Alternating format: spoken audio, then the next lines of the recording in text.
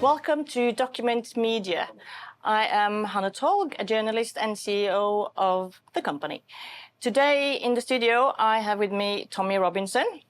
And hello to Tommy. Hello. Welcome. Thank you for having me. Welcome to Norway. It's good to be here. Yes, it's a very short and sharp trip, isn't it?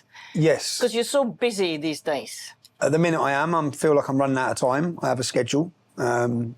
We'll get onto it, but I probably will be going to jail by the end of October. So there's a lot I want to talk about. There's a lot to talk about. You have the deadline of 28th of October, don't you? 28th October, yeah. Well, 25th, I've got to answer bail on something else. So maybe that'll be the date. But yeah, there's a lot. I want to make sure that I can tell my side of the story so people understand why I made the decisions I did, the work I do, rather than the media controlling the narrative and telling people who I am, which is why I was censored for so many years. I'm very grateful to Elon Musk for giving us back a voice. People get to hear from me who I am, what I think, rather than the media telling them who I am and what I think. So again, I'm grateful for any opportunity. I know not everyone agrees with me on every point I make, but to sit and have a discussion, hopefully your viewers will get a better idea of who I am. Do not use Wikipedia, okay? No. Because you won't like me. For either of us. For either of us, anything, yes. Yes, we struggle with the same thing. As you mentioned, Wikipedia. I mean, we know the cancellation policies and things, politics happening today. We actually discovered that our Wikipedia page is controlled by a librarian on the west coast of Norway, and a whole group of them based in India. And whatever we put in is just being revoked and changed. Yes, yes. And we have no chance against Wikipedia. We have no chance against Google, Wikipedia, big tech. No, and there are lies made up on us and put all over, and we can't delete it, we can't get rid of it. There's nothing we can do, you know, because we are the alternative media, we are the bad people, we are... Well, they need rid of us. There are so many labels. I mean, just before this interview now, we tried to give you a label, you know, and what was that? You know, to be activist, you suggested thug, hooligan, journalist, handsome author, anything, you know. And we think, you know, let's just skip the labels, right? Because you want to be a journalist. You are a journalist, you actually dig up stuff. I also find on some occasions that you're still very trusting, despite all these, you know, rather special environments that you're in, you're still very trusting. So when somebody comes to you and say, you know, this happened, or, you know, contact you, say, on Facebook, it's quick for you to think that this is a friendly voice, right? Is that right? I don't know. So how do you make sure that the people coming to you are genuine? By checking them out. Checking them out. By checking them out. I don't. Have you watched my documentary, The Phantom Rape Gang? No. No, The Phantom Rape Gang. So basically, there was a girl. That doesn't sound good. No, because there was a girl in the north of England who went on social media and said she'd been raped by Muslims, and she named their businesses in a town called Barrow in the north of England. Oh, hang on. Was she the one who actually made it all up? Beat herself. Beat herself with a hammer? Yeah. So my documentary on that, yes, contrary to what people believe, I set off straight away and spent weeks in Barrow, in the town of Barrow. And I approached the Muslim men because very quickly I found out that not a lot added up with this girl. She was lying about certain things. Now, if she's lying about one thing, these men who were facing trial by public opinion, their businesses were under attack, their families' homes were under attack. For example, when I first went to meet, one man was called Mohammed. He's actually a really good character. When you watch the film, you can't help but love him. I waited outside his house, and his wife, he has ice cream vans, and his wife saw me, and she said, "What are you doing here?" I said, "I want to speak to your husband. Yeah, I'm a journalist. I'm investigating what's going on. I just need to speak to your husband." So he then rang me back up and said, "Come." He was in another city, so I travelled to his house to meet him. And as I walked into his house, we were walking in together. Someone shouted racist at me, and someone shouted rapist at him. Yeah. So I looked at him as we walked in, and I said, "I think I won that one. I think I won that one, bro. I'd rather be a racist than a file, which is what you're getting called." But it also brought a real realisation to me of what the man was going through. I don't like being called a racist when I'm not. I don't like the problems that's caused for my family and my children. So as I went into this gentleman's house, and he was very, very welcoming, so as was his wife, and he had his two children there. And I looked at his son, and his son was the same age as my son. And then I sort of started to think of what it must be like for that boy. whose dad's now being called a paedophile. When I didn't know at that time whether he's a paedophile or not, but what I did know is that he's being judged as a paedophile based on the words of one person. And this one person is a liar, and I know that from what I'm already finding out. So I then went through with Mohammed. I went into Muslim businesses who all opened their doors to me. The reason I believe they opened their doors to me was they were innocent, but I believe that they knew if the police say they're innocent, no one's going to believe them. But if you say... If Tommy Robinson does an investigation and clears our name, we're cleared. That's what I believe. So I went up there, and whilst the media and the local politicians said I was there to inflame tensions, what the police done is later in my investigation, they arrested me and they gave me conditions. I wasn't allowed to talk about these cases. For 6 months, I wasn't allowed to talk. I wasn't allowed into the area. Now, Mohammed, so I had to pause my investigation whilst the court cases carried on against the girl. Now, the men were cleared, and my documentary could then be released. And what people got to see in my documentary is from the minute I went up there, I knew. And I actually approached the Muslims, and Mo Rami is his name. He come out and said straight afterwards to the politicians, there's only one person that come here to help us. And it was Tommy Robinson. It wasn't you. No mainstream journalists offered them support. I went to them and said, if it's the way it's looking, let me help you. Yeah, I will clear your name. I will give the public the facts on this case, which are not being given. And the girl's family were lying as well. So I confronted the girl's family in the footage, but I wasn't allowed to release any of it. The police put a block on me releasing it. So when you say, how am I trusting? No, I make sure that before I put something out, I've researched and checked that it's right. You can get fooled at times. I'm not saying I'm perfect. I'm a journalist. I'm a citizen journalist. We all can. Yeah, we all can. I've learnt my trade. I now see, if you look at the investigative documentaries I've done, I've exposed the BBC like no one else has. I absolutely annihilated them in creating fake news, making up sexual allegations. Everything the public think about our mainstream broadcasters, yeah, I proved that their most investigative documentary, Panorama, was scripted and was a lie. I proved it with covert recordings. When I proved that it was actually the release of that documentary, which was on 2 million views in 48 hours, that got me cancelled from every social media and got me re-prosecuted by my government. And you know what? You know, if you want to know, do we have a controlled media? We can get onto the latest film, Silenced, but I produced a documentary that categorically showed the BBC was sitting people down and telling them what to say about me. I recorded it in covertly. They were sitting saying, if you say this, if you say this, if you say this, we'll put it on TV. Do we have a deal? They're telling them what to say. I proved that. When I released that documentary, not one single British journalist reported on it. I've recently released another film, which we can get onto, called Silence, which totally proves the corruption of the judiciary, the unholy alliance of the media, the government, all of them working together to control the narrative that the public have fed, which is usually a lie. So I proved that. That film is on 51 million views. That has to be the most watched documentary to come out of Great Britain. Do you know how many journalists have reported on it? Oh, I can get 0? Not a single journalist. Not a single one. Not a single journalist. The same way no single journalist was reporting on the rape of a generation of our daughters, which we call grooming. It's really rape jihad. Not one journalist, even though they all knew it was happening, even though the journalists have watched my film, even though the politicians have watched my film. We know the Attorney General's watched my film because he wants to send me to jail for it. So we know they've all watched it. My film, it doesn't give my opinion. In my films, I don't give my opinion. I give you the facts. Well, you make your own mind up. What's the problem? Make your own mind up. The problem is that they want to control what you're fed, what the public are fed, and they want to tell you how to think and what to think. And I think there's been a mass awakening. I'd like to call it the mass awakening. A lot of people do.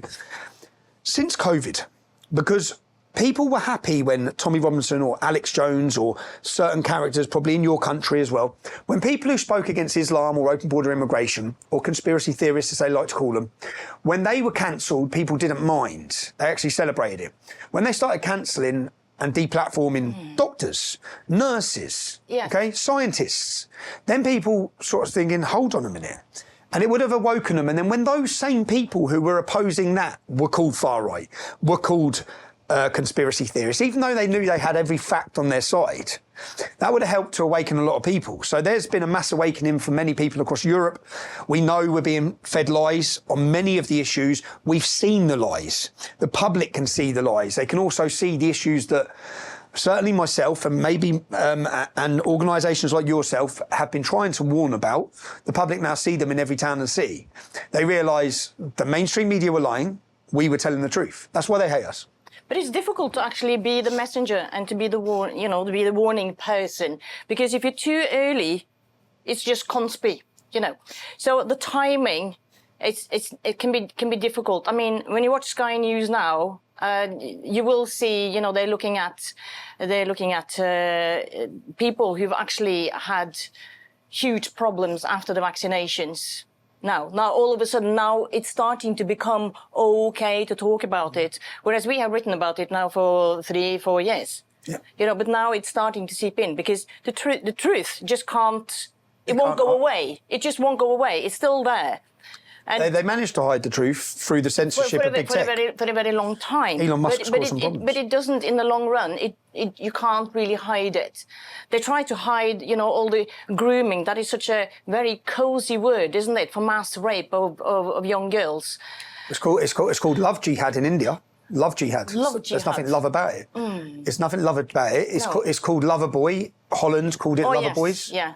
It's not Lover Boys. What we're talking about is the systematic destruction of a generation of our daughters at the hands of Islam. Yeah, that is slightly different though. The little boys thing that they do, because I had an interview here with our Helena. Are you on about Becky? Yes. No, but Lover Boys is what the Dutch government were calling the Moroccan men who were grooming young Dutch girls. Same as what they're doing. Young Dutch girls, not the boys. Exactly the same as what they're doing in the UK. Just different countries label it different things. As I said, we give it the name of grooming. Grooming is something you do to a dog when you cut it. We're talking about rape jihad. That's what they should be labelled. Because the little boy thing, Helena Edlund, our journalist in Sweden, she was actually a soldier in Afghanistan, and she told about how the little boys would run away to hide after Friday prayer because they know, you know, they were coming for them. So and this was something that everybody knew, and you know, and if you've seen the you know, the film, the dragon. I haven't seen the film. No, not the dragon. Sorry, the kite. I've not seen it, but, you haven't seen that. But as I said, all of these problems that we spoke about, and many of us spoke about, you say that the truth comes out. But how many people died? How many people unnecessarily took the vaccine? How many people took that vaccine believing it was safe? How many people were forced and pressured into it through job, through work? Very many. I mean, so also who's going to pay for that? You can travel without it. You can. I mean, I took 3 shots myself because you had to you know, in order to travel. Or you had to. Yeah. In order to travel, Do you regret that now? Do you regret that now? Well, yes and no. It was necessary at the time in order to do what I did. So it was necessary to do what you did with travel, yes. But it wasn't necessary for your body. No, I didn't. So that's two very different things. And the Geneva Convention says that you should not be pressurised. Everybody were pressurised to do So people need to. So someone needs to pay. Someone needs to pay for these. There is no way this is going to happen again, I think. Will people just be that submissive? They're just going to go for it again? I don't think so. I think they will. I don't think in Britain you can have another lockdown. No, well, the public are awake. Certainly, and you know... And people will not have it, I think. Not just on the lockdown, they're awake on a lot of issues. It didn't work. It showed who were the free thinkers and who weren't. So it highlighted all the free thinkers to the government. The government now know who the people that will resist are. And it gives them an opportunity to target them. And they've been targeted. Yeah, but it was also the hypocrisy, you know, that, you can't leave, you know, your own home. But, no, I just had to go and see my parents myself to deliver some medication. But that goes for me and not for, you know, the rest of the country. But nothing's happened about it. Nothing's happened. When we say, will they do it again? Look, I think that I am fortunate enough that when I started my activism in 2009, they built a picture of me very quickly to the media. Yeah. So I felt I'm hated at times by many. Not anymore. Okay, so I've been fortunate enough to walk the streets daily to see the total swing in the British public. And I've seen it in a sense, especially in the last 24 months, especially even since October the 7th, there has been a mass shift. And it's a shift that they're worried about. Yes. They are very worried. Yeah, that's probably why I believe you are the face of hatred for, you know, for the left. I mean, you only had to turn up to get arrested. I've seen that. Yeah. But for other people, and I was surprised to find out that amongst also people that I know, who I wouldn't have thought would have been, you know, fans of yours. Yeah. Really, they are. They are. They actually are. They are supportive. But they only say that to me if they feel, you know, I don't think they go around, So telling people. That bubble's burst. That bubble's burst. That bubble's burst, and they can't put it back in. They keep trying to put it back in. That's what all this has been about. The riots in the UK since October, the riots that happened in the UK, if they want to call them riots, the riots that happened across the UK, that they tried to put the blame on me. And what they've tried to do then is they've weaponised the media, they've weaponised the judiciary, and they've tried to intimidate and scare the British public into silence. People don't know what they can post legally. Are we allowed to protest? They don't know. Now, Keir Starmer would have thought that these actions of a totalitarian government, they use the weapons at their expense, at their dispense, which is the judiciary, the media. They intimidated the country. Now, on October 26th, I'm organising an event on October 26th. That's going to be the British public. It's going to be certainly my chance to say to them before I'm carted off to jail for years that your attempt at intimidating us hasn't worked. So you thought you would imprison people for shouting "whose streets are streets." Some of the cases, British people have been imprisoned for saying "whose streets are streets." He got 2 years, 8 months. I'm making a film about it now. I believe we're having an event tomorrow. I'll show the promo to our new film. It's something we've been working on. They intimidated the British public. They arrested law-abiding citizens who went out to protest. People who shared memes on Facebook got 4 months in jail. I'll show you. The memes are not illegal. They're not criminal. No. But they pressured them into pleading guilty. So this was a total attempt by a totalitarian government to intimidate the public. Now, if we didn't hold this event, because I'll be honest, I wasn't sure whether to hold another event. Not because I don't think the country needs it. I believe the country needs it. For myself personally, I think it's a dangerous situation I'm walking into. And I was not sure. I created a film called Silence, which exposed the judiciary.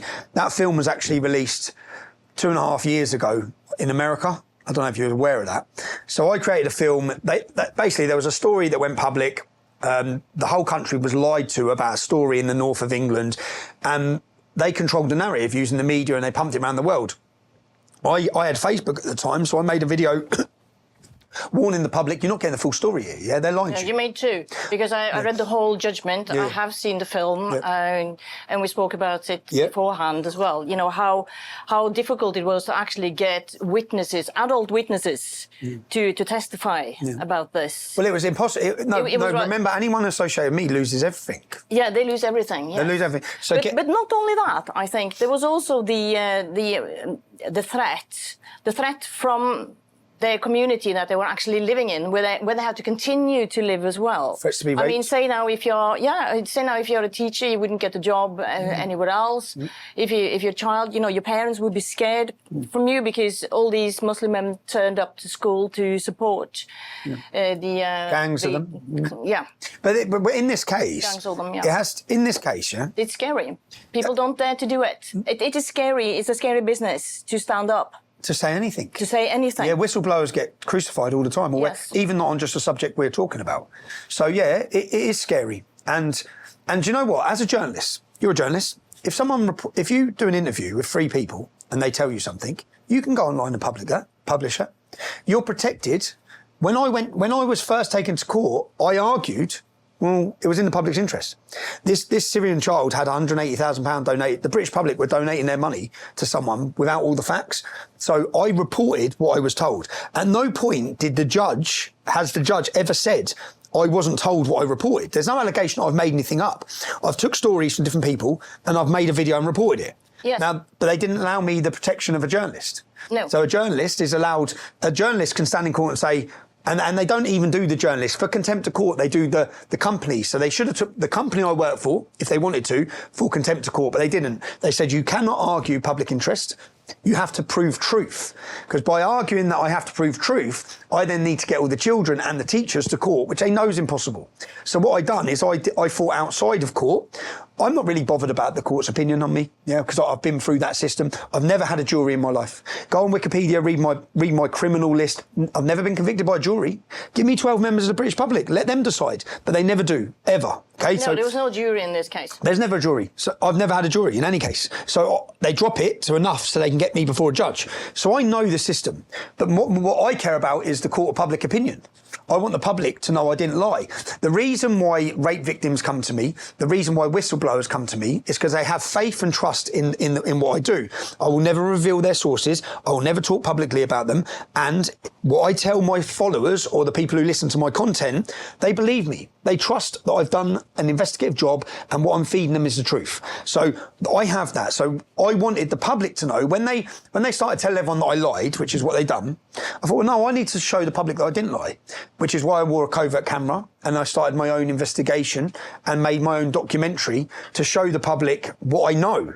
Here's what I know happened and here's what I know they've hid from you. And when I say they've hid it, they have hid it. What you find out in the covert recordings is that the school teachers, the head teacher, they told the media the truth. The media wouldn't report it. Yeah, we find out that the teachers were blackmailed by the government. We find out that they were threatened to lose their pensions. We find out that they were paid. They spent £274,000, the local council did. And who's the head of the local council? A Muslim chap. Do you know the head of that council's lost his job now for fraud?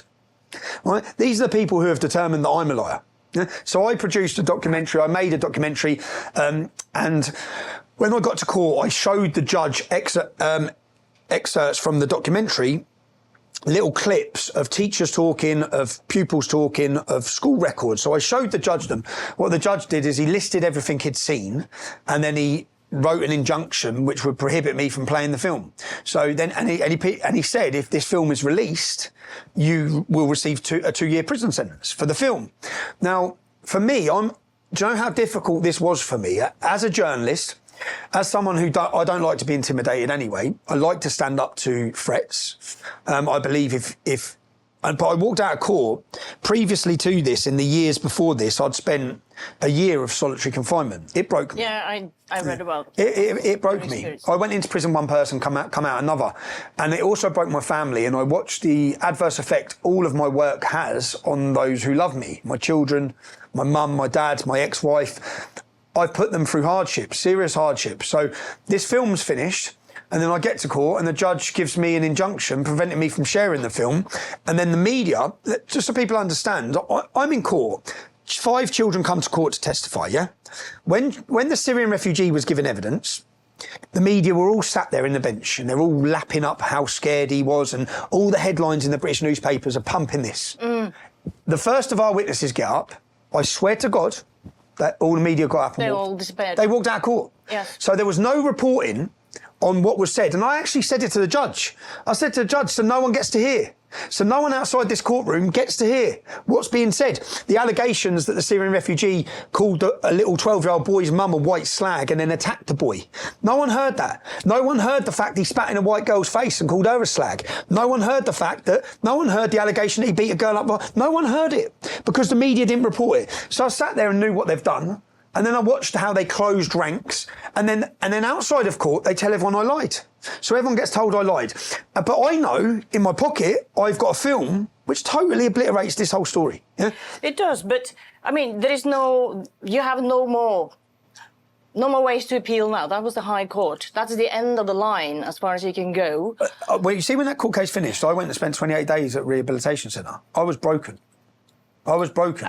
And absolutely your kids and family. I mean, the last bit of that silent film was quite, the threats they tracked my family down. To your kids, which has been documented. They're actually saying it and writing it. This guy, that his solicitor sent to you. Yeah. How doesn't he get arrested? Threatening. And how can he possibly not get arrested and for what he said? And the police the police trace the phones of the people threatening my family. Really, yeah. But for me, I walk out of court and I went into 28-day rehabilitation centre. I didn't know what to do because I know what I should do, and that's play the film. Yeah? I should have walked out of court and played the film. I should have said to the public, they've lied to you. What does a journalist do who uncovers corruption? They do that knowing the costs, yeah? But I was scared. You're playing it now because you it 3 years later. Because now you have nothing to lose. Is that why you're doing it? Yeah. So the film got played. So the film got leaked in the United States of America, yeah? I didn't leak it. At any time over those 3 years, I could have played the film, right? I didn't play the film because I was scared. I failed, if I'm honestly. I failed in my job as a journalist and I failed in my job as an activist. And I failed for the sole reason I was scared. I was scared of the consequences. And I've sort of lived my life for the last 15 years saying, like now, if you worry about consequence, then you will never bring about change. No, that's true. If you worry about consequence, you're not going to bring the changes that are needed. Lots of people can go to jail, lots of people can get hurt, lots of people can get killed. If we want to end the destruction of Europe and what we're seeing, people are going to make sacrifice. Yeah? They're going to have to. But the change in society is happening so quickly now. We're in the middle, we're just at the start, aren't we, of Starmageddon in Britain? Yeah, it's coming. And things are already changing. I mean, just the fact that they let people go from jail who had been raping people, very, very bad cases. They let out in order to put in people who have written something bad on Facebook or on Twitter. Because a totalitarian state just has the... And then these people that are being let out, one of them raped somebody within an hour of being free, didn't he? And people see this now. You know, they see that what is happening isn't good. Well, the decisions aren't good. You see the justice system. There is no justice system. There's a legal system. And when they want to target you, they'll use it against you. They will use it against you. But thankfully, we're in a position now where the public see that. You're right. The public can see it. The public can see it now, and people are so much more aware. A lot of people are now watching GB News rather than, BBC. GB News, but GB News is controlled at the same time. Oh, you think? Oh, totally controlled. Totally controlled. So what we need then is Elon Musk to set up his own media company. Can you hear us, Elon? Well, Elon, please do. No. What we need is companies like this. Yeah, companies like this. Yes, I mean we're fairly independent. I would say we are very independent. This kind of media is growing. And they're not. And that's why anyone sitting having these conversations, podcast hosts, people who go and live stream events, these are the people the public should be supporting. Cancel Netflix, cancel Amazon, cancel every single one of them. Do not pay your BBC licence fee. Give no money to the government-controlled medias, the globalist corporate media. Support anyone sitting having these discussions. You don't have to agree with what I say. We might not agree on everything, but at least we're having the conversation. You get to make your own mind up. You get to watch a channel like this and think, okay, I don't like him or I do like him. Whereas what they usually do would take a hour, however long we're going to talk for, the mainstream would just clip it and they'd manipulate it, and not by manipulating our content, they're manipulating you. They think you're stupid. They think the public are stupid, but the public now are awake. And as I said, I get to see it. So I'm in a fortunate enough position. I'm in a terrible position right now with what I face. So when the film was leaked in the United States, you have to understand this time frame. 2.5 years ago, the film is leaked. Okay, I've left the UK. If you watch at the end of the film results in my divorce. My children are no longer safe. Yes, they're not safe with me living in a house. I live under terror threat. I've had constant threats of violence and murder. So I leave the UK. I move abroad. I'm pretty lonely. I'm in a pretty bad place, if I'm honest, at this time. I'm out in Tenerife. I don't know what to do in my life. Yeah, I'm sort of stuck. I'm trapped. I've still got this film in my pocket as well that proves my innocence. And then the film is showed in the United States of America. Now, when it's showed, myself, excuse my language, I was terrified because I thought, now this is the perfect opportunity. They can give me 2 years in jail. Now, so people understand, 2 years in jail isn't that long, okay? In the UK, you serve half. But if you're Tommy Robinson in jail... You serve 2 years. Well, you get... The jihadists control every prison. Yes, yeah, it's a situation for me where I have to be ready to become someone I'm not from the minute I walk into that jail. I have to be ready for violence. I have to be on guard instantly, every second. There's not 1 second that I can't be on guard. As soon as I hear door keys, I have to be by my door waiting. There's no second for relax. And I've been in jail. I lost all my teeth in Wood Hill. I faced further charges in HMP Peterborough. I was battered and fighting my way out of HMP Bedford. I've been through the system. Yeah, I know what faces me. So, yes, I was scared, yeah? But it went out in America, and then I sat and watched, and do you know what I thought at that point? I thought, where is the only place in the world that, for me, a journalist, protects free speech? Where? The United States of America. And I travelled, and I started documenting, and I flew to Cuba. And I was going to America. It took me 48 hours. I actually started filming a documentary. because I thought, if all these migrants, who most of them are coming for a better life, I actually now need safety. Yeah? I am a journalist. The government do oppress me. They have targeted me. They've already falsely imprisoned me multiple times. They've put my life in danger multiple times. In the documentary, you get to see they don't even enforce the law against people who threaten to kill me or my family. My family are not given protection by the police. So I started making my way to the United States of America. It took me 48 hours to find a way in on a boat. It was £10,000. So I had to get to the Bahamas. So I went to Cuba, and I spent a week in Cuba. Is that how you got in? No, this was the first. No, so I'd previously illegally entered America already, Right, yeah. And I got 10 months in prison. Stupid decision. I illegally entered America. I got 10 months in jail, but I got in. This was going back to 2011. I got into America. Yeah, the British had banned me. I still got in. I went and gave a speech called "A Warning to America," and I went and felt I was willing to go to jail. As I said, worry about consequence will never bring about change. I went to the United States of America to warn them. This is what it's like. I've grown up in Luton town. When I was born, we had one mosque. We now have 45. Let me tell you what they're going to do. Let me tell you how they're going to do it. And let me tell you what the Democrats are going to do for them, because it's what the Labour Party have done for them. Population replacement, new loyal vote bankers, new loyal voters. That's what's going on, yeah? So I went and I got 10 months in jail. So when I get to the Bahamas, I find a boat. Do you know who the boats are full of going into the United States of America illegally? White Irish.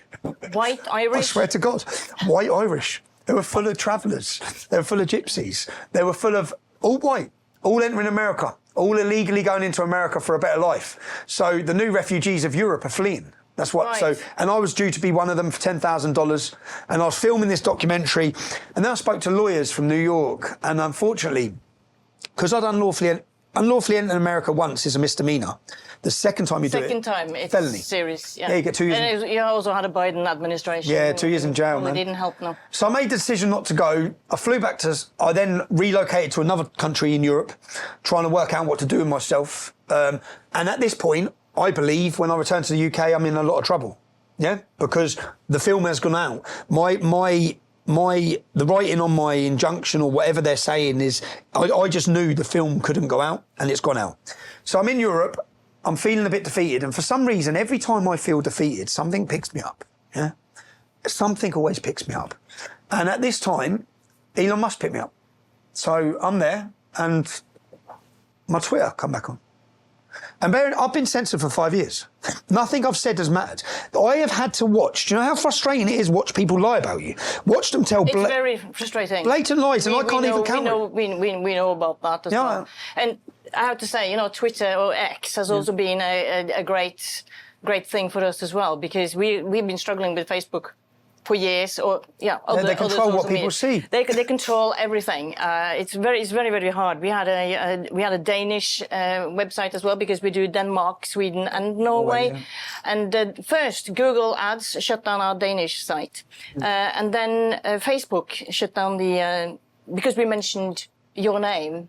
And then they delete it. So we lost our Danish site thanks to you. Where do people subscribe to you? Anyone watching this, you see how important it is. You know, if Facebook are deplatforming people, they're the people you need to support. Log on and support. Then we set up a Swedish site that lived for 24 hours. We hadn't even posted a single thing. Facebook took it down because it looked a bit like the Danish one they had already deleted. Oh, thanks. It's how authoritarian. See, but this is, and that's the point. They censor, they control, and then I had to sit there for 5 years. My most important work was made in those 5 years. I didn't stop working. I done The Rape of Britain, a 5-part series, looking at the rape gangs, going and finding the rape gangs, telling the stories of the survivors of the rape gangs in the UK. But when I'm then waiting, and I'm in Spain, and I'm thinking, when I get back, I'm getting lifted. Yeah? So I didn't go back for a long time. Then Elon Musk turned my account back on. And then I watched as the Palestinian October 7th happened. And I'm watching these Hamas marches every week in our capital city. I'm watching them desecrate our war memorials. I'm watching them, the most amount of hatred I've ever seen on our capital city. And I'm watching so many of them. And the police done nothing. I was there in May, and that march, I mean, it went on and on and on and on. It's mainstream. And yes, and I was filming a bit of it, and I saw these. This was very odd. You see this. You see all these do-gooders, right? And you know how retired people from public service look like, retired teachers. They have a certain look about them, don't they? It's the way they dress, it's the way they look. Ugly, blue hair. So you see these women, and men walking next to women in burqas. Yeah, jihadists. Yeah, or jihadists. And the you Red think Green Alliance. And they're walking sort of side by side, and these women don't even see who they are supporting. Well, I think they do see. I just don't think they care because they both want the same goal, and that's to bring down the system. It's the same as when they done it in Lebanon. It's the same as in Iran. They side with each other. Look, these communists and these Marxists, these ex-school teachers, they hate religion, including Islam. Yeah, they don't like Islam. They're using each other. I think a lot of them don't mind Islam. I think they're just using each other. A lot they of want them to. like. How do they break the system? Islam. Who can they align with to destroy the system and start again, which is what they want to do? Islam. They've done it in Lebanon, they've done it in Iran, they're doing it in the UK, they're doing it across Europe, all of Europe. They're doing it everywhere. They're doing it everywhere. And it's using, you have a new book coming out as well, Manifesto. You want to talk about the repopulation of Europe, the change in the population. Now, a lot of people think that, that Sweden is such a great place. Sweden is a bit ahead of us.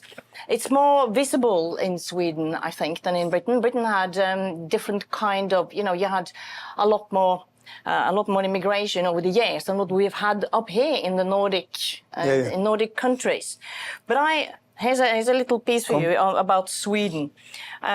Sweden is about 10.6 million people, and about 6.6 million are in the age group of 16 to 65. Yep. Yeah.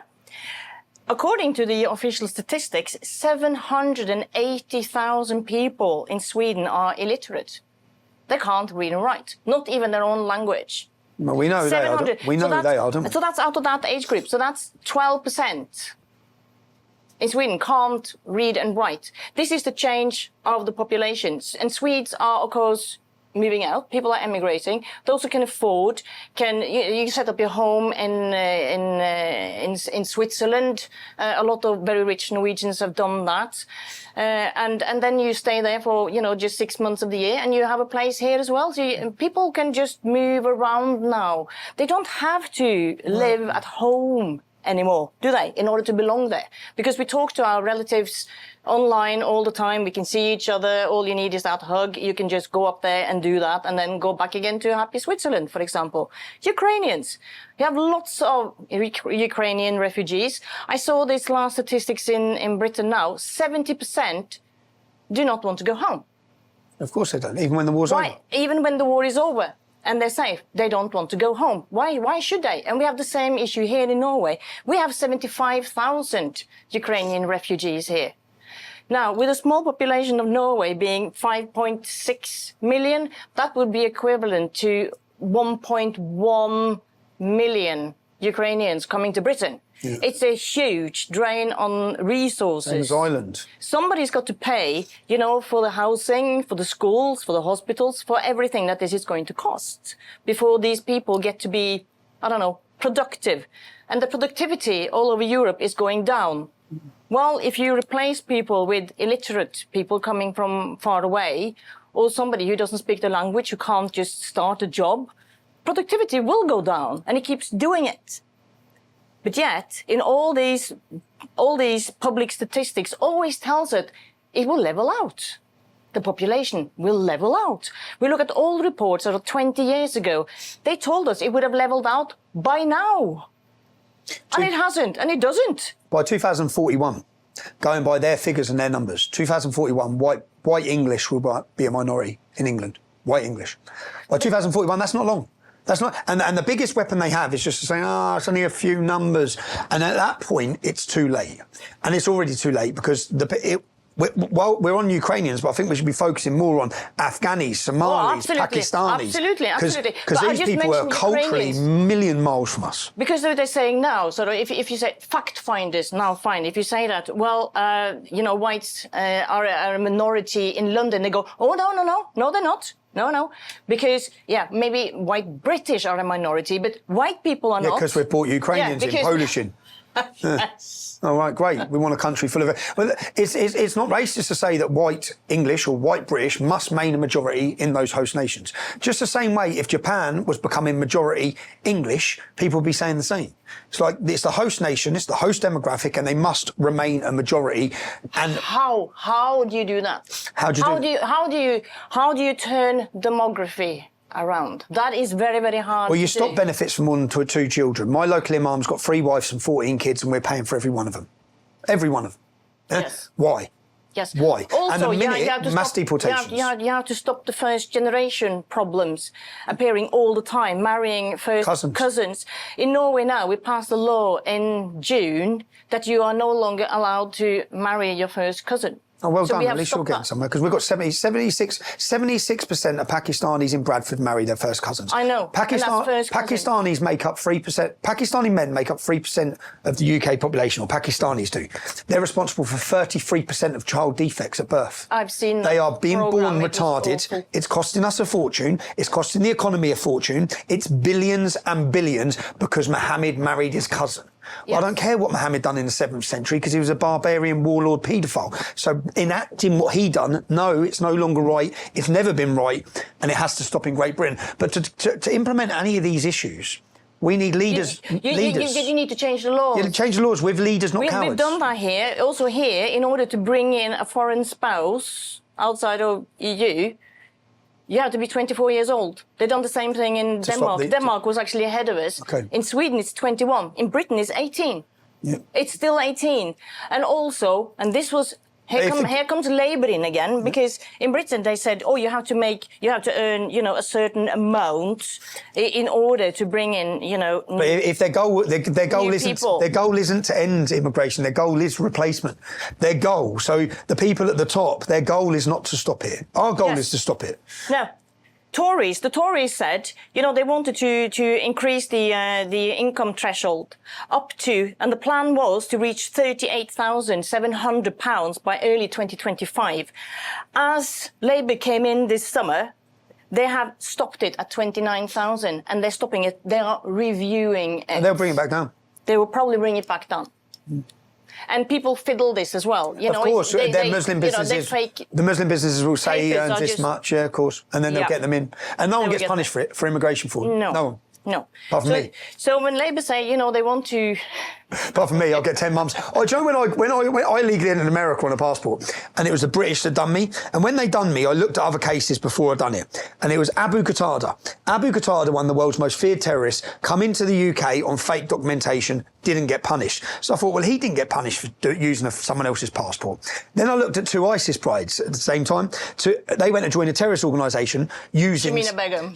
No, this was 2 twins. Oh, using someone else's ID. They didn't get punished. So I thought, well, I ain't going to get that bad, am I? I've done 22 weeks on solitary confinement. And all I've done was I went to New York for 2 days, legally, didn't commit any crimes when I was there.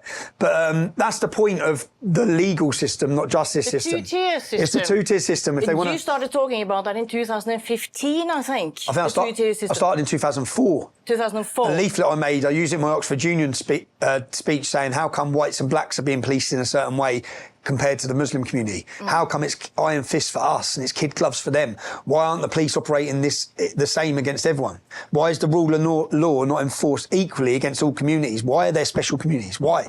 And I couldn't understand that as a young 19-year-old male born in Luton, looking around. I've seen it all growing up, and I just know when the police turn up, say for example as young and white English lads, if we were out in the town centre on a night out and we were fighting Pakistanis, because there used to be lots of fights when we were growing up, and we were fighting Pakistani youth, the police would turn up and they'd just smash straight into us.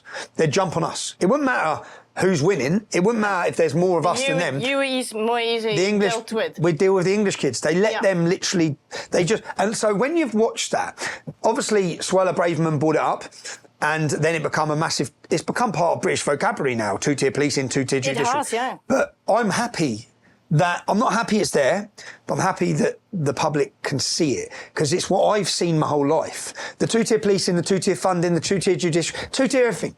2-tier special treatment.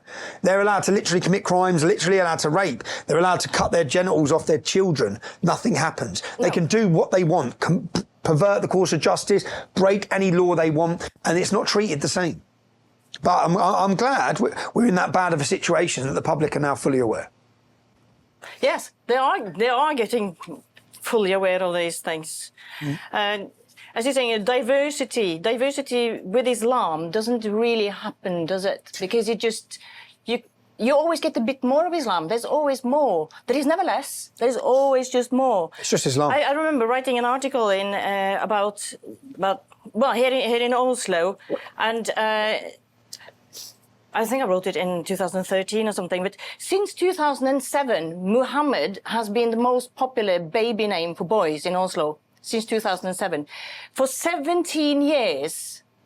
It's been the most popular. It has been the case. What do you think your country looks like? Let me predict, in my little crystal ball. For the next 20 years, it will also be Muhammad being the most popular baby name. And then what does the future look like for Oslo? Yes. What does the future look like for the women of Oslo? What does the future look like for the Vikings, the country and the history that you have across Scandinavia? Well, we're doing just like what the British are doing. We're withdrawing from the cities. And leaving, yeah, I can see. And leaving. Not just the cities, because where I currently have been residing most recently, it's the biggest outpost of Norwegians outside of Norway.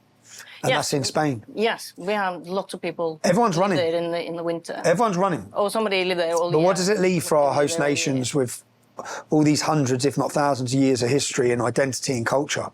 They're all disappearing.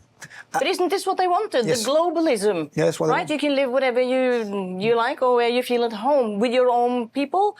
And if your own people are no longer where you grew up, you go somewhere else, right? I mean, it happened to my grandfather here in Oslo. It happened to me. And I left, not for these reasons, but for other reasons, 30 years ago. Mm. But when I come back and I see the changes, because changes happen so gradually, people don't see it. They just get blind, Chip, they don't see it. They chip. And for the younger generations growing up, I think it's normal. They think it's normal because to them it's always been like that. Mm. So We're the last generation. now the immigration is now the most. That's now the biggest issue in Britain for the British people. That's what people say now. It has been for a generation. It has been for a generation. Yeah, I know, but they according to the latest poll, something Ipsos poll, he said, that is now the main issue with people. It's crime, but it's immigration is the highest, most important thing. But the government and the globalists and those pulling the strings fully know that in another 5 or 10 years, it doesn't matter because we are outbred and we're outnumbered anyway. So the only way to solve this would be direct democracy. But in another 10 years, if you had direct democracy, you get Islam. And they know that. So we're running out of time. We're running out of time. We're running out of time. We're in a time frame now, the most important time frame for Europeans to save Europe. The electoral system in Britain is not great. No, we don't have the same as in Europe. So proportional representation. Only 30% voted for Labour, and yet they had a huge majority because of how the system works. And 52% of the public didn't vote. 52% of the country didn't vote. And I'll be honest, that's us. That's us. That's the people who are disillusioned. We feel betrayed. We feel it's corrupt. We feel forgotten. But unless we actually do organise ourselves, we can moan as much as we want, our country's going to change, it's going to disappear and we're losing it. It's going to be gone. It's not going to be here. Is there a politician in you somewhere? In me? Yes. Do you know what? I always wanted to stick to I thought other people who have the sourcing, the funding and are accepted, the Nigel Farage of this world. Then I watched an interview of him this week saying he's not bothered by population replacement. He's not bothered by the demographic change to the UK and he's not going to talk about it. He also said he'll never... he has been worried about that before. He said it doesn't worry him. Mm. They said, are you worried by the decline in white population? No, it doesn't worry him. That's his words, yeah? Now, Nigel Farage changed like the wind. Nigel Farage has never ever shifted the Overton window. He waits for the Overton window to shift and then he starts talking. Okay, so think about all the jihadist attacks, all the Islamic attacks we've had. He's never spoke about Islam, not once. Now, for me, I believe I know he knows the problems, and I believe it's cowardly. That's what I believe. So I think anyone who knows the problems but doesn't talk about them, you're a coward. Doesn't want to lose his GB News contract, doesn't want to lose the money, doesn't want to lose the finance, likes people patting him on the back. Well, some of us are going to have our reputations, our lives and our livelihood and imprisoned and violently attacked and killed and all of these things which many in our movement have to shift the Overton window. And when we do shift the Overton window, he sits and talks about the issues we've pushed pushed and made it acceptable to talk about, whilst condemning us. And but to him and Richard Tice, who's now the chairman of Reform, you are toxic, aren't you? Yeah, but Richard, you're toxic, maybe not as yourself, but with the people that follow you. They don't like the people following you. We had 100,000 people on the 27th of July, not one single bit of trouble. The people who follow me are the best. 100,000 people? 100,000. The people who follow me are the best of Britain. Let me tell you about Richard Tice. I saw Richard Tice is a trust fund boy. Richard Tice is establishment and elite. Richard Tice was pro-vaccine, pro-forced vaccination, pro-lockdown, pro-Ukraine war. That's who Richard Tice is. So Richard Tice thinks I'm toxic. Do you know what needs breaking? Richard Tice. These people, this mindset. He got invited to Matt Hancock, the man who forced and caused millions of deaths and forced the whole COVID regime. He's at his book launch. You really expect that Richard Tice is going to lead some movement that's going to bring them down? No, he isn't. He's happy to be part of it. And unfortunately, he came from the Tories as well. So is Nigel. They want to be. Yes. Nigel wants to be a Conservative. Yes. Yeah? Nigel wants to be in the establishment. I'll be totally honest. I want to tear it down. Yeah, I want to tear down the establishment. I want working class voices. I want working class representation. But you're not going to be able to build a party. People would have said we'd never get 100,000 people. No, you're not the kind. I don't want to, yeah? You don't want to. You don't have time. It's going to take too much time to build up. I don't think we need to build a party, because all politicians are cowards, yeah? So it's going to be a movement. No, we were building a cultural movement. Unfortunately, I've reviewed my situation over the last 48 hours. As I've watched Nigel Farage come out, Nigel Farage knows, Reform know, there's no alternative to them. So all the British public, working class, if you want any difference, even though it's not going to be the right difference, they're not going to stop. They're not going to de-Islamise. The first thing Nigel Farage did with Reform is the first Muslim who gave him the most money, he made chairman. He didn't make him chairman because he was the best. He didn't make him chairman because of his history. He made him chairman because he gave him the most money. He sold his soul like that to the first. So what about the next money that comes from Saudi Arabia? What about the next money that comes from Qatar? He's going to sell his soul like that as well. If he gets a position here or there. No. Yeah. So I watched and I hoped and I tried not to cause division in the patriotic right-wing movements. I didn't want to come out condemning Nigel Farage. I didn't want to have a head-on collision. I just wanted to build a cultural movement that then everyone has to listen to. Unfortunately now, unless you affect the membership of Reform, unless you affect their movement, they're not going to shift. They're going to keep with the status quo of where we are, which is an absolute destruction of the working class. That's what's happening. That's what we're witnessing. Does anyone actually think Nigel Farage has been into a working class estate past 7 p.m, apart from for a photo shoot holding a beer?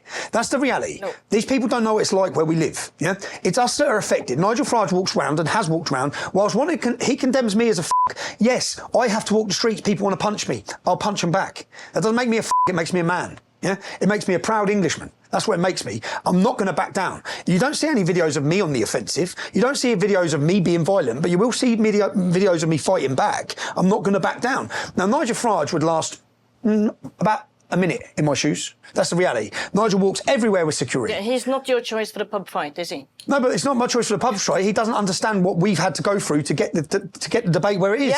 Yeah. And not just, even if he doesn't want to understand it, don't kick us when we're down. Nigel Farage doesn't face 4 years in prison. Do you think Nigel Farage would have a main time TV slot on GB News if he was a risk to the establishment? If he was a risk to the establishment. None of these people are a risk to the establishment. The people who are a risk to the establishment are being falsely imprisoned for words on Facebook. They're about to be imprisoned for making films, and they want to send a message of fear into everyone. So unfortunately, whilst I've probably just gone on a bit of a rant, I feel betrayed, I feel upset, I feel demonised and slandered by the people who are meant to be on our side. Nigel Farage, when I was falsely imprisoned in 2017, sat on TV and said that I deserved to be in prison, even though it was legally proven I didn't. Nigel Farage has not made one comment on the documentary we're sitting having a discussion about. I, as a journalist, face 4 years in prison now. I'm going to be imprisoned at the end of October. Will Nigel Farage open his mouth about it? No, he won't. No. So how can we expect a politician, a politician who's alternative, a politician who's reform? What's reformed? You're betraying the working class. What's reformed? You're not speaking up for your British indigenous citizens who are being absolutely oppressed by their government. We're being destroyed. Our media are attacking us. You don't even speak out. So unfortunately, no. And people, I've made excuses. He has to play it a certain way. No, he doesn't. Did Geert Wilders play it a certain way? No, he said he'd ban Islam. Have any other leaders in Europe who are now rising to power played it a cautious way? You know, when Nigel Farage was in charge of UKIP, he refused refused to align with Le Pen. He refused to align with Wilders. Yes, he did, yeah. He I remember refused that. to align with every populist leader in Europe because he said they're toxic, they're tarnished, they're dangerous. He is the establishment. So I'm sorry I've gone on a rant there, but I want someone to stand up and tell the truth. And do you know, it's not just me that wants it. The British public. So reform is getting us nowhere. It's going to get us nowhere, and it's not even reform. No, and no, do you know what? The public right now are primed for an anti-Islam party. So what's the next? I mean, next step for me. What's the next step? I mean, I watched your film Lawfare. That was scary, to be honest. That was scary. Wait till you watch my next one. The Truth About the Riots. It's going to come out on the 26th of October. I want to see that. What about your new book, Manifesto? The new book, Manifesto, is... Free speech, real democracy, it's full of peaceful disobedience. How is that... How's your peaceful disobedience happening? You'll see. Give me an example, please. I'll give you an example. I'll tell you what my peaceful disobedience was. Playing a film to 100,000 and 1 million watching live. 51 million people have watched the truth about that court case. 51 million people now know that we don't have a justice system. Yes. 51 million. That's my job. So my job... And the price for this is high for you. It's going to be high for me, but it's going to be high for them. Put me in jail, you tell all those people there is no justice system. They're in a predicament. I know I'm in a predicament, yeah? I'm worried about my predicament. I'll be honest, you know, when that happened, so I faced 2 years in prison for this film that was leaked. Yes. I then made my own conscious decision, right? Because they didn't have any evidence on me. So I can go not guilty, yeah, on the film being leaked. Because I didn't play the film, so I could legally stand and argue it. Then I made it... Until you played it in July. Yeah, and then I played it in July, yeah. I owned it. Yeah, I owned it myself. Yeah, yes. Do I have contempt for court? Yes. I have absolute contempt. You have a little devil on that shoulder. I have total contempt for what you've done. I have total contempt for the way you've weaponed the courts. I have total contempt for your betrayal of journalism, of freedom of speech, of freedom of assembly, of freedom of the press. I have total contempt. And when I played that film, I didn't expect another separate trial. And what they've done, which I only found out a month ago, was I found out that I now face 4 years. They can now give me 4 years in jail. And if they can, they will. And then at that point, I was in a bad place again, not knowing what to do. I don't know. I don't have advisors around me. Yeah, this is the truth. Nigel Farage probably has. You have a third court case as well, don't you? I have a bail. Do you have one with Inland Revenue happening as well? No, I have no court for that. No, I have. No, it's all bullshit. I have a bail hearing for terrorism. Breaching terrorism legislation. Was that in the queue in Dover? When I was pulled in. And again, do you know what Nigel Farage done? So I'm a journalist. I'm stopped and I'm told that I don't have a right to remain silent. I have to answer all their questions for 6 hours. Their questions are about my legitimate journalism. So I'm sitting there answering questions about my activism, my work, my cultural movement, who's involved, what we're doing. And if I don't answer their questions, I get done for terrorism. So this is a total abuse of any of our... Terrorism against? It's a breach of... So basically... The laws pass because they use circumstances and they pass laws, and the laws come for our freedoms. So the laws that they pass mean that at a border or an airport in Britain, if you fly through, they can stop you. You have no right to remain silent. So they asked us, for example, what's your next plans? When are you going to demonstrate? Who are you working with? I have to answer. Yeah? If I don't answer, I breach terrorism legislation. So then they said, give us the give us the password for your phone. Yeah. So I said, I'm not giving you a password for my phone, because in this phone is my sources of information for my journalism. It's protected. You don't have a right to that. They arrested me, and then they detained me for terrorism, and I currently face a hearing on the 25th of October. So what does Nigel Farage say to that? That I was lying? Nigel Farage went out and made a video. Your act of terrorism is not letting them into your phone. That's it. And that is a breach. That's a breach. So then I will be prosecuted under the Terrorism Act, so they get what they want anyway. And then you'd expect then for people like Nigel Farage to defend you. But instead, Nigel Farage come out and made a video saying he's lying, he's this, he's that. It wasn't to do with this, which essentially, I'll show you why we're sat here now, just so you can see. Because it is absolutely frustrating as hell. Good afternoon. I'm making contact regarding the phone of Mr. Stephen Lennon, device. As you'll be aware, this phone was seized under paragraph 112 of Schedule 7 of the Terrorism Act for the purpose of determining whether Mr. Lennon is or has been someone concerned in the commission, measure, preparation or instigation of acts of terrorism. We have concluded our examination of this device and it may be returned. Mr. Lennon informed officers he had no fixed address in the UK, so I'm contacting you for a suitable address. This is my solicitors. The phone is not required as evidence relating to the offence of willfully obstructing the examination, so no no further detention of his exhibit is required. I understand Mr. Lennon has also made representations of the device contains journalistic material, so please be assured this data will be treated as such in accordance with the codes of practice. Once a UK address, as you can see, Borders Digital Media Unit, counter-terrorism policing. Now, Nigel Farage, do you know how frustrating it is when this abuse of my rights, it happens? Nigel Farage sat and gave an interview saying, well, no, it weren't to do that, it was using a dodgy passport. It's not. What are you talking about? You know that's not the truth. So why would you be parroting the establishment narrative? But anyway, this happened. But why say anything at all? Why lie? That's what I said. Stop talking about me. Just don't lie. But then I went away to America. Then I went away and I was worried. I don't know what to do, and I don't have people advising me what to do. I know that after the riots, they put a target on me. They're probably trying to justify that I was involved in the riots, which could then carry a 10-year prison sentence. So I've got all this going on. I don't know what to do. I'm out of the country. Everyone's telling me don't come back. Everyone's telling me you're in trouble. So what do? I don't know what to do. So and I had this voice note. I'll let you listen to it. This is from my mum. Yeah, my mum is the biggest inspiration in my life. You're going to have to cut out the beep words because she'll be absolutely furious if it has her swearing. Yeah. Okay. But this because I was in a bad place and I said, Mum, I said, they've got me. Like I don't face 2 years. I face 4 years. 4 years on solitary confinement will break me. It will. Like it's hard, yeah? So then I've got this. Stephen, just keep digging deep. Do not hand yourself over to them. Do not give up. I never give up. I never give up. Don't you ever give up. Do you understand? Ever. Dig deep. You know, if you didn't win, you didn't win, but you don't give up and let them bloody have you. Right? So you need to keep clear-headed. It's the best chance you have every time, right? Try not keep poking that bear too much, son. Do you know what I mean? What you like. But, yeah, good boy. Dig deep, dig deep. I mean, if I wasn't rough, I'd come out, Stephen, and just, you know, do your washing and just be there, but I won't be able to come out at the moment. All right, son? Dig deep. Dig deep, son. Do not let them win you mentally. Do you understand? Do not let them do it. Now, that was because I was now facing 4 years, which I found out. My children had left me. No, the media tracked me to where I was with my children, ruined my 2-week holiday. I got 2 days with them. And then the media are all telling everyone where my kids are. So I had to leave the family holiday. And then I had to go to another new country. I'm sat on my own. Now I've got to start again here. Got nowhere to go. Don't know what to do. And then I had that from my mum. And then sometimes we need a break. In between each boxing match, there's a round. There's an extra. And then I thought, you know what? I'm going to make a film.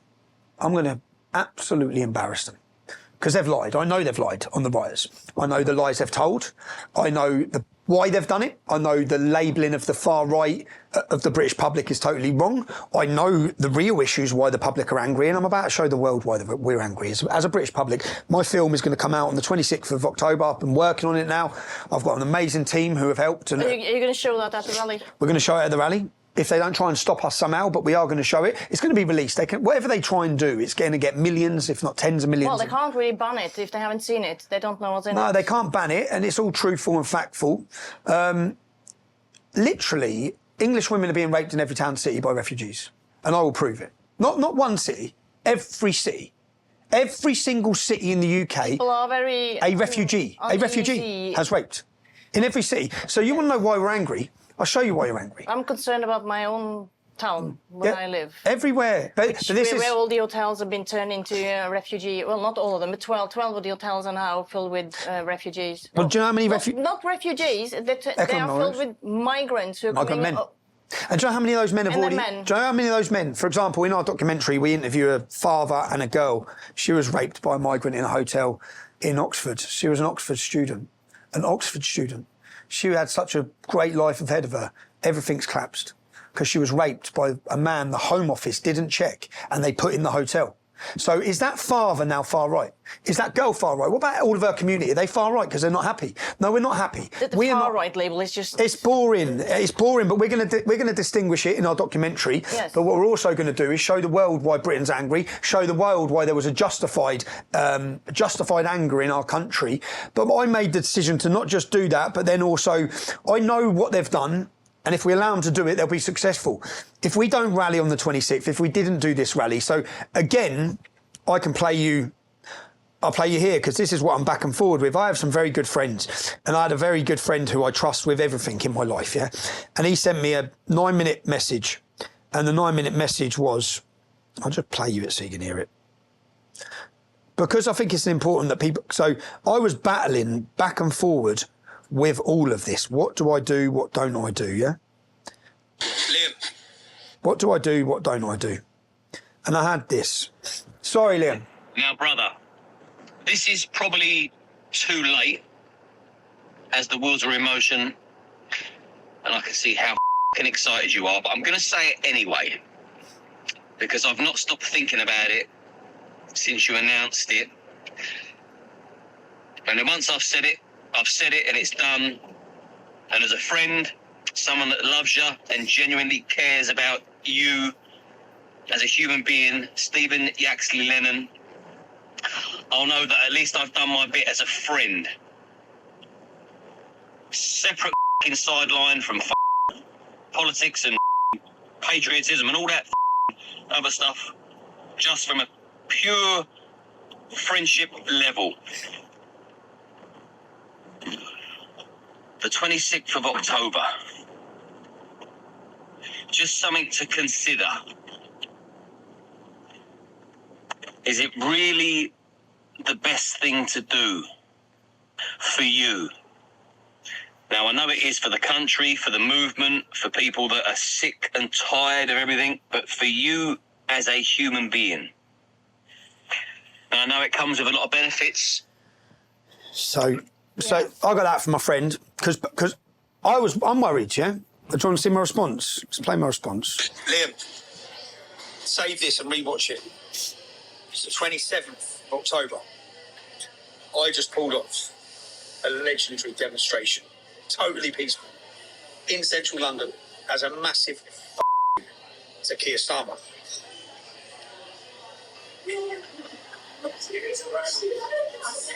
With 3 double espressos in. You can play this now. It's the 27th. They said we wouldn't. They said we couldn't. So that's why we did. Save it, play it. We're going to win, bruv. So it probably isn't the right thing to do for me because... No, probably isn't. No, but the country needs it. I would agree with your friend. Yeah, but the country... you're going to show a film about the truth of I'm going to show the riots. The film about the riots, why the riots happened. So, but just to make sure, we're talking about the riots. These are the riots that happened after 3 girls were murdered, butchered, and 8 others stabbed. Now, what we do in this film is we go and look at the men who have been sent to jail and we interview their families. We understand that they weren't given fair trials. We understand that they were pressured into pleading guilty. In fact, they were blackmailed, some of them. They were threatened with arrest of their wives unless they'd just done a deal. We also now are interviewing people who were remanded in prison with no evidence, and now they've been released. So all the people that they managed to get to plead guilty, they're the cases they put all over the news. Many of these people committed no crimes. We now have political prisoners in Great Britain. We now have them. Yeah. They're in jail. Do you know what's happening to them in jail? They're getting violently battered. We're going to show you that as well. You're going to hear the voice notes of their families when they've found out that their husbands or sons have been put on a wing full of Muslims, and then they've been violently beaten in the showers and battered in their cells. Do you know what these men are going through? But the message I have for those men is I know how they feel. I know how scared they are. I know what it's like to be put in those situations. But the role that they've played in being falsely imprisoned is a massive role that had to be played, because that has played a part in a mass awakening of more people. For so long, the courts have been used by the system against people to silence them, defame them, bankrupt them. Until the public have realised that, which is what my film is going to be successful about anyway. No matter, as far as I see, they're snookered. Don't put me in jail. Do put me in jail. Put me in jail. Everyone knows you've lied. Everyone knows I told the truth. Doesn't matter what you say. Everyone knows I reported the truth. Yeah. You're locking me up for years for reporting the truth. If you don't put me in jail, we're not stopping. I'm not stopping. This movement's not going to stop. I'll ask that on the 26th of October. Well, the issue isn't going to stop. It's out of the bag. It's just going to get worse. And the resistance is going to grow. And that's the resistance that they don't want. They want a resistance that's wearing a balaclava. They want a resistance that's low in number, throwing stones. That's not who we are. You're not going to define who we are. You're not going to define our movement. If we wanted to be violent, we could be violent. You know that. Everyone knows that. If we wanted to. We're lots of English men. We're willing men. We don't want to. We are choosing our path, not you. You're not going to push us down a path with your instigators. You're not going to instigate trouble at our demonstrations. At the last 2 demonstrations, you come and we're grateful that you travelled from Norway to report. We hope you're coming to the next one to show. We will. We hope we're showing the public what it is. We made strict rules. You come and cover your face. I will personally take your face covering off you. Yeah. You're not coming to our demonstrations wearing balaclavas and masks. No. Because if you do, that gives the government and their agencies. Look up Special Demonstration Squad, any of you, yeah? The government, you don't want to believe this? Believe it. They have groups that infiltrate protest movements, that cause disruption, that cause divide, and that cause violence. It's their job to go out and cause violence. If you look at the riots in the UK when the police stations were burning, look at who started it. Usually 6 or 8 men wearing totally fully black. You don't even see a bit of their skin. All dressed the same. Come on, man. They're playing us like fools. They're playing us because they want to portray our voice, which is a legitimate, fearful, troubled British public. We're scared. That's the reality. We're scared of what's happened to our country. They want to portray that as far-right, extreme and violent. Well, it's not. We showed you that on the 1st of June. We showed you it on the 27th of July. We're going to show you it on the 26th of October. Who knows what happens to me? Who knows if I even manage to make it there? I think maybe when I step foot back in Britain, I'm gone. But let's hope not. Let's hope not. But I will have a video pre-made. Yeah, a video pre-made. Rallying calls. You're not under arrest as long as you say to the court before the 2nd of October that you're actually going to be there for the. This is where it gets even dirtier. Yeah. Let me show you this. This is where it gets dirtier and dirtier. So I sent this morning when I was sat here to the. So you only have it just about a week now. To the contempt.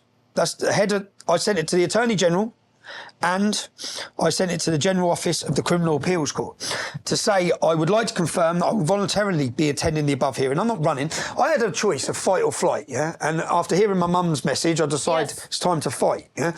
But I would like to confirm that I will voluntarily be attending the above hearing. In light of this, please can you set aside the warrant due to be issued at the beginning of October? I'm coming. I'm emailing the court directly as I'm not currently in a position to instruct lawyers due to issues with our bank accounts at the moment. And let me tell you what they've done. We've been fundraising through the company I work for to pay for my legal fees. What have they done? Froze the money. Close the account. They froze the money. So I can't even instruct lawyers. Yeah, now the bank is saying they will give us the money. That's what the bank is saying. We're 3 weeks in at the minute. Which bank is it? Tide. And then we set up a new account for the money to be sent to. Guess what? It was pending for 7 days. The new account, boom, they cancelled as well.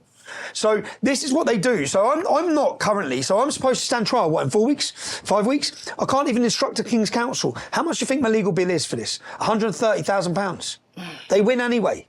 They win anyway. This is lawfare. Yeah. So again, to all the people who like to throw accusations, and the people who like to throw accusations at us as thugs, say like the Richard Tysons of this world, what the have you sacrificed, you coward? What have you given? And what are you willing to give? You think he's going to be on the front line? You think he's going to fight for his country? Really? No. You think he's going to take them down? You think when they want to bankrupt him from his trust fund? Yeah, they're not getting affected. None of these people. Running a big property company. They're not affected. They're not affected because they're not a danger to them. We're the dangerous. Why? We've got every label under the sun. We are the danger, and they know it. We can galvanise the country like they can only dream of. And it doesn't matter what they say or what they do or how many prison sentences they give or how many threats to kill, we're not going to stop. I think maybe that should be our closing. The closing thing needs to be, if you're watching this in Norway, get on a flight October 26th. This event is to unite not just Britain. Outside Downing Street. Outside Downing Street. We hope, I hope we, the British public, will inspire you across Europe to understand that we are many. They are few. We're allowing them for too long to control this. So yeah, come and join us, man. We're going to have a party outside Keir Starmer's front door. He will hear us. Thank you so much, Thanks Tommy, very much for coming to Norway to talk to us. Thank you. Thank you. Cheers.